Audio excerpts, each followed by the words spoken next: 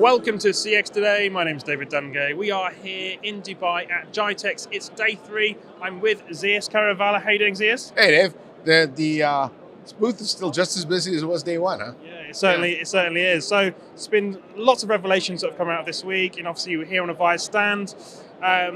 You had a briefing with Alan Masarek, CEO, yesterday. A few key things came out of that briefing. I really want to dig into that today.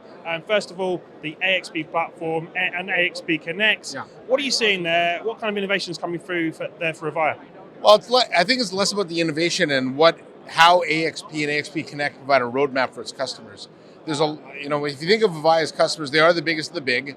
These are companies that rely heavily on their call center for 10, 20, 30, 40, 50,000 agents, and simply migrating that up to the cloud isn't that easy. You can't just do a hot cut. And so I know Alan's taken a look at the business and tried to figure out what he does with that customer base and how he gives them a path forward without disrupting the business, hence innovation without disruption. And I think what AXP and AXP Connect do is give the customers choices, right? So if you are an Avaya voice customer today, and you do not want to really disrupt your business, you can use AXP Connect, which lets you leave that in place, but then bring in those digital channels over top. So you can modernize, but still leave that voice platform in place. If for those that want to be a little more aggressive, and let's face it, there are a number that are going to want it, that's where AXP comes into place. But still, because it's Avaya to Avaya, the migration is a little bit simpler than if you had to move over to the system. So I think what AXP and Connect do is it gives their customers a path forward, which is not something this company has given them in a long time. And I think that's just a very big difference in itself.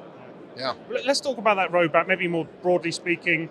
Alan's come in and been very definitive with how he's going to approach this roadmap. I mean, how important is that execution on that roadmap going to be, and what are your thoughts there? I mean, it's everything, right? So there's that expression, right? Fool me once, shame on you. Fool me twice, shame on me. I think a lot of their customers historically, pre-Alan, had felt like fool me 6 or 7 times now because they were given a roadmap, they changed technical leadership and the roadmap would change. And then I think customers would just lose faith that they really had no idea whether the company would deliver on its promises or not. So Alan has come in and said definitively, here's our roadmap, here's what it's going to be, here's what you can expect when, and we're going to commit to delivering this. And I think, we're still in the very early stages of cloud, so you could argue whether Avaya is late or not. But I think what's important is for customers to understand when they're going to get certain features, because you can plan around that. If you say you're going to and then you don't deliver, then that's worse than not making any promises at all, because the companies, their customers have plans and they can't execute them on them, right? So I do think that over the next couple of years, it's going to be interesting to see if they can hit those roadmaps. I think they have a good chance of recouping a lot of the customers perhaps they lost and keeping the ones they have. If they don't, then of course, then they're going to continue to see what we saw before. Well, let's talk about the growth then as well. Some fairly punchy numbers coming in there over the next couple of years. I think about 9% growth, I think, was touted over the next 2-3 years. What are your thoughts on that? How significant is that figure? Well, he modeled out 9% growth from 23 to 27, and I think that's estimating flat or even a little decline for the next year. So that means double digits for the back half of that, right? And I think, to me, that's really the litmus test of whether Alan was successful or not.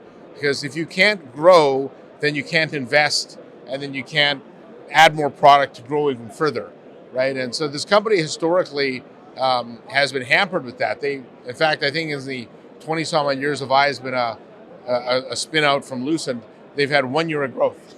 And when that happens, you have to shed headcount, you have to shed products, you got to make some tough decisions. And so I think his 9% number isn't, when you look at the growth of communications, I don't think that's an outrageous number, but certainly it's an aggressive number considering where this company's been. Zeus, as always, it's been fantastic to talk to you. Thank you so much for joining me. Oh, it's always a pleasure, Dave. And thanks for watching. You're watching me, David Dungay, on CX Today.